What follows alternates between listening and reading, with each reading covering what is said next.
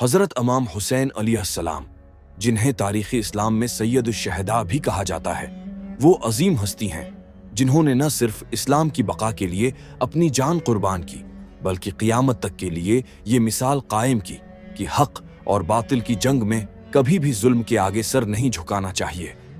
آپ علیہ السلام کی ولادت 3 شعبان 4 ہجری کو مدینہ منورہ میں ہوئی۔ آپ کے والد حضرت علی علیہ السلام ہیں جو خلیفہ چہارم اور باب العلم ہیں، اور والدہ حضرت فاطمہ الزہرا سلام اللہ علیہا ہیں جو رسول اللہ کی لخت جگر اور جنتی خواتین کی سردار ہیں۔ بچپن ہی سے آپ کو رسول اللہ کی خاص محبت اور شفقت حاصل رہی۔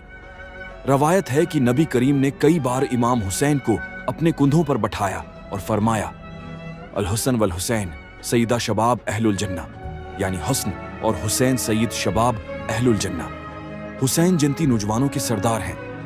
یہ وہ مقام و مرتبہ ہے جو کسی اور کو حاصل نہیں ہوا۔ نبی کریم کی دعا، آپ کی پرورش اور اہل بیت کی تربیت نے امام حسین کو ایسی شخصیت بنایا جس کی مثال تاریخ میں نہیں ملتی۔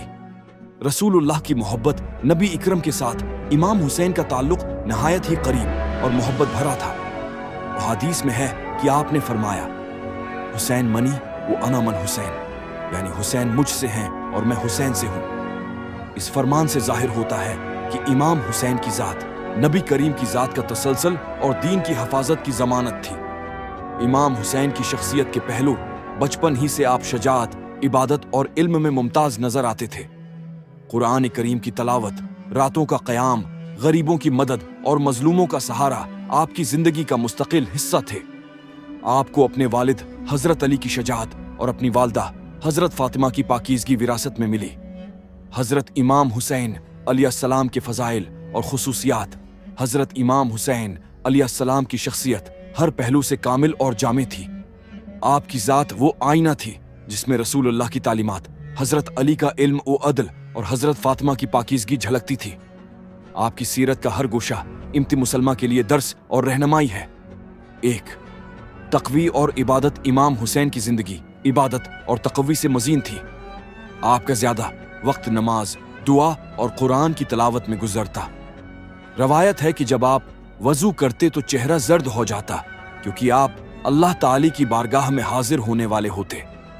شب عاشور میں بھی آپ نے اپنے ساتھیوں سے کہا تھا کہ رات کا فائدہ اٹھا کر زیادہ سے زیادہ عبادت کریں، کیونکہ کل امتحان کا دن ہے۔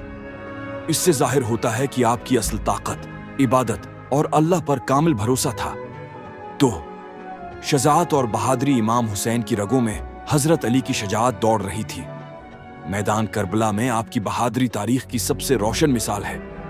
آپ نے بہتر ساتھیوں کے ساتھ یزید کے ہزاروں فوجیوں کا مقابلہ کیا اور یہ دکھا دیا کہ حق کی حفاظت کے لیے تعداد نہیں بلکہ ایمان ضروری ہے۔ 30. صبر اور استقامت، امام حسین نے اپنی زندگی میں صبر اور استقامت کی ایسی مثالیں قائم کی جن کی کوئی نظیر نہیں۔ کربلا میں آپ کے سامنے آپ کے بھائی، بیٹے، بھتیجے اور ساتھی شہید ہوئے، لیکن آپ کے صبر میں کوئی کمی نہ آئی۔ آپ نے ہر مصیبت کو اللہ کی رضا کے لیے قبول کیا۔ یہی صبر دراصل شہادت کی معراج تک پہنچنے کا سبب بنا۔ 4. سخاوت اور ایثار، امام حسین کی سخاوت زبان ضد عام تھی۔ آپ ہمیشہ غریبوں، یتیموں اور ضرورت مندوں کی مدد کرتے۔ روایت ہے کہ اگر کوئی سوالی آ جاتا تو آپ کبھی خالی ہاتھ نہ بھیجتے۔ آپ کی سخاوت صرف مال تک محدود نہیں تھی، بلکہ آپ نے اپنی جان بھی اللہ کے دین کی بقا کے لیے قربان کر دی۔ 5. عدل و انصاف، امام حسین عدل اور انصاف کے پیکر تھے۔ جب یزید نے آپ سے بیعت کا مطالبہ کیا تو آپ نے فرمایا، مجھ جیسا شخص یزید جیسے فاسق اور ظالم کی بیعت نہیں کر سکتا۔ یہ اعلان صرف ایک انکار نہیں تھا بلکہ اسلام میں عدل و انصاف کی بقا کا اعلان تھا۔ آپ نے دنیا کو یہ سبق دیا کہ ظلم کے نظام کو کبھی قبول نہیں کرنا چاہیے، چاہے اس کے لیے جان کی قربانی ہی کیوں نہ دینی پڑے۔ 6. علم و حکمت، امام حسین کا علم قرآن و سنت سے ماخوذ تھا۔ آپ کے خطبات اور دعائیں اس بات کی دلیل ہیں کہ آپ علم و حکمت کے سمندر تھے۔ میدان عرفات میں آپ کی مشہور دعائے عرفہ آج بھی معرفت اور روحانیت کا خزانہ ہے۔ اس دعا میں آپ نے توحید، بندگی اور اللہ تعالی کی رحمت کا ایسا ذکر فرمایا ہے جو دلوں کو نرم کر دیتا ہے۔ کربلا سے پہلے کے حالات اور واقعات، حضرت امام حسین अलैहिस्सलाम की जिंदगी का सबसे अहम और फैसला कुन दौर वो है जो यजीद की खिलाफत के बाद शुरू हुआ। ये वो जमाना था जब इस्लाम की असल रूह को मस्ख करने की कोशिश की जा रही थी और इमाम हुसैन ने अपने कौल व फेल से उस साजिश को नाकाम बनाया। एक, यजीद की खिलाफत और बियात का मुतालबा। यजीद बन मुआविया एक ऐसा हुक्मरान था जो फिस्क और फजूर में डूबा हुआ था।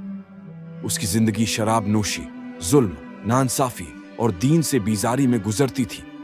जब उसने तख्त संभाला तो सबसे पहले इमाम हुसैन से बियात का मुतालबा किया। मकसद ये था कि अगर हुसैन जैसे नबी के नवासे उसकी बियात कर लेते तो पूरी अम्त पर उसका गासिब इख्तिदार जायज दिखाई देता। लेकिन इमाम हुसैन ने साफ अल्फाज में इनकार किया और फरमाया, यजीद जैसा शख्स खिलाफत का अहल नहीं और मुझ जैसा शख्स उसकी बियात नहीं कर सकता। यह जुमला दरअसल इस्लाम के तहफ़्फ़ुज़ का ऐलान था।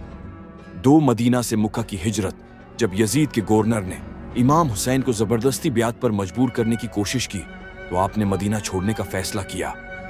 आप रात के वक्त अपने अहले खाना के साथ मदीना से निकले और मक्का मुकरमा पहुंचे।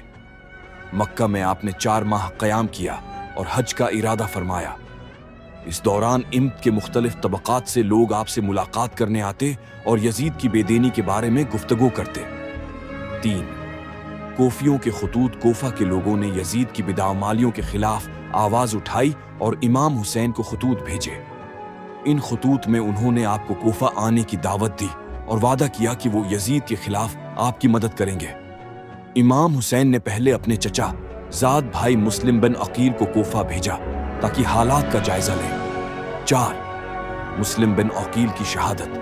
मुस्लिम बिन अकील कोफा पहुंचे तो शुरू में हजारों लोगों ने उनकी बेइज्जत की, लेकिन जब यजीद के गवर्नर इब्न जियाद ने सख्ती और धौंस धमकी से लोगों को डरा दिया तो सब बिखर गए। आखिरकार मुस्लिम बिन अकील को गिरफ्तार करके शहीद कर दिया गया। उनकी शहादत की खबर जब इमाम हुसैन को मिली तो आपने गहरे सदमे के बावजूद फैसला किया कि आप अपनी जिम्मेदारी से पीछे नहीं हटेंगे। 5, मक्का से करबला का सफर। हज का वक्त करीब था और लाखों हाजी मौजूद थे। इमाम हुसैन ने महसूस किया कि यजीद के कारंदे मक्का में आपको शहीद करने का मंसूबा बना चुके हैं। आपने दीन की हरमत और काबा के एहतराम की खातिर हज को उम्रा में तब्दील किया और अपने अहले खाना के साथ कोफा की तरफ रवाना हो गए। 6, रास्ते में मुलाकातें। इमाम हुसैन जब मक्का से रवाना हुए तो रास्ते में बहुत से कबीले और शख्सियात से मुलाकात हुई। कई लोगों ने आपको मशूरा दिया कि कोफा न जाएं क्योंकि वहां के लोग बेवफा हैं, लेकिन इमाम हुसैन ने फरमाया, मेरा मकसद कामयाबी या नाकामी नहीं बल्कि हक की हिफाजत और दीन की बका है। 7, करबला की तरफ बढ़ना। आखिरकार जब आप काफिले के साथ करबला के मकाम पर पहुंचे तो यजीद के लश्कर ने आपका रास्ता रोक लिया। पानी पर पाबंदी लगा दी गई और आपको करबला के मैदान में क़याम पर मजबूर किया गया। यही वो जगह थी जहां तारीखी इंसानियत का सबसे अजीम मार्का बर्पा होना था। वाक़िया करबला की तफसील। 1, करबला में क़याम। इमाम हुसैन और आपका काफिला 2 मुहर्रम 621 हिजरी को करबला पहुंचा। यहाँ यजीदी लश्कर ने आपको घेर लिया और हुक्म दिया कि न आगे जा सकते हैं न पीछे। इमाम हुसैन ने इसी मकाम पर खीमे नसब करने का हुक्म दिया। ये वही सरजमीन थी जहां सदियों पहले अनबिया ने खबर दी थी कि नवासा रसूल यहाँ शहीद होंगे। 2, पानी पर पाबंदी। यजीदी लश्कर के कमांडर उमर बिन साद ने सबसे पहला जुल्म यह किया कि फुरात के पानी पर पाबंदी लगा दी। इमाम हुसैन और उनके अहले खाना को प्यासा रखना चाहते थे ताकि वो हिम्मत हार दें। 3 दिन तक बच्चों, औरतों और बूढ़ों ने पानी की एक बूंद भी न पी, लेकिन उसके बावजूद इमाम हुसैन और उनके साथियों ने सब्र और इस्तिकामत का मुजाहिरा किया। 30, इमाम हुसैन के खतबात। इमाम हुसैन ने कई मरतबा यजीदी लश्कर के सामने खतबे दिए और उन्हें याद दिलाया कि मैं नबी का नवासा हूं, क्या तुम्हें मेरा हक याद नहीं? लेकिन दुनिया की मोहब्बत और खौफ ने उनके दिल अंधे कर दिए। बाज फौजी रो भी पड़ते लेकिन हुक्म उदूली करने की हिम्मत न कर सके। 4, शब आशूर 9 मुहर्रम की रात को इमाम हुसैन ने अपने साथियों को जमा किया और फरमाया, मैं तुम्हें इजाजत देता हूं, जो जाना चाहे चला जाए, कल मौत यकीनी है। लेकिन किसी ने भी आपको छोड़ने से इनकार नहीं किया। हर एक ने अपनी जान कुर्बान करने का अज़्म किया। हजरत अब्बास, हजरत अली अकबर, हजरत कासिम और दीगर असहाब ने वफादारी का ऐलान किया। ये रात इबादत, दुआ और जिक्र इलाही में गुजरी। 5 योम आशूर 10 मुहर्रम, सुबह आशूर के वक्त इमाम हुसैन ने नमाज फज्र पढ़ाई और अपने असहाब को मैदान में तैयार किया। जंग का आगाज हुआ तो सबसे पहले इमाम के जानसार असहाब एक एक करके शहीद होते गए। असहाब की कुर्बानियां हजरत हुरबन यजीद रियाही, जो अब्तदा में यजीदी लश्कर में थे लेकिन तौबा करके इमाम हुसैन के साथ हो गए और शहादत पाई। हजरत मुस्लिम बिन औसजा और हबीब बिन मज़ाहिर बूढ़े सहाबी थे लेकिन आखिर दम तक वफादारी निभाए। हजरत कासिम बिन हसन, इमाम हुसैन के नौजवान बेटे, जो कम उम्री के बावजूद मैदान में उतरे और शहीद हो गए। हजरत अली अकबर, इमाम हुसैन के बड़े बेटे, जो अपने नाना रसूल अल्लाह से सबसे ज्यादा मुशाबह थे। उनकी शहादत पर इमाम हुसैन ने फरमाया, ऐ बेटे, दुनिया की राहत तुझ पर कुर्बान। अहले बीत की कुर्बानियां अहले बीत के एक एक फर्द ने कुर्बानी दी। हजरत अब्बास इलमदार करबला पानी लेने गए लेकिन शहीद कर दिए गए। उनके बाजू कट गए लेकिन परचम न गरने दिया। बच्चों की प्यास हद से बढ़ गई लेकिन कोई कमजोरी दिखाई न गई। जो इमाम हुसैन की शहादत, आखिर में इमाम हुसैन तन्हा रह गए। आपने मैदान में ललकार कर फरमाया, क्या तुम में कोई है जो अल्लाह से डरता हो? क्या तुम में कोई है जो मुझे पहचानता हो? लेकिन कोई जवाब न आया। आपने बहादुरी से लड़ाई की और सैकड़ों दुश्मनों को हलाक किया। आखिरकार दुश्मनों ने चारों तरफ से हमला किया और आपको शहीद कर दिया। आपका सिर तन से जदा करके यजीद के दरबार में भेजा गया। 7 बाद इस शहादत मंजर, जब इमाम हुसैन शहीद हुए तो दुश्मनों ने खीमों को आग लगा दी। औरतों और बच्चों को कैद कर लिया गया। इमाम ज़ैनुल आबदीन बीमार थे, इसी वजह से जिंदा बच गए ताकि करबला का पैगाम दुनिया तक पहुंचाएं। बाद इस शहादत इस रात 1 कैदियों का काफिला इमाम हुसैन की शहादत के बाद यजीदी फौज ने न सिर्फ खैमे जलाए बल्कि अहले बीत की खवातीन और बच्चों को कैद करके करबला से कोफा और फिर शाम की तरफ रवाना किया। ये काफिला रस्सियों और बीड़ियों में जकड़ा हुआ था। हजरत ज़ैनब सलाम अल्लाह अलैहा और इमाम ज़ैनुल आबदीन, जो बीमारी की हालत में जिंदा बचे थे, इस काफिले की क़ियादत कर रहे थे।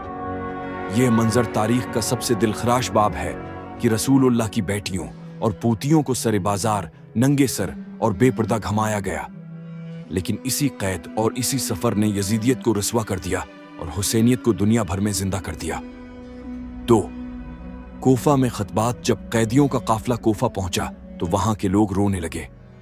हजरत ज़ैनब ने खतबा दिया और कोफियों को उनकी बेवफाई याद दिलाई। आपने फरमाया, ओए कोफियों, तुमने हमें बुलाया, फिर धोखा दिया, हमारे मर्दों को शहीद किया और अब रोते हो।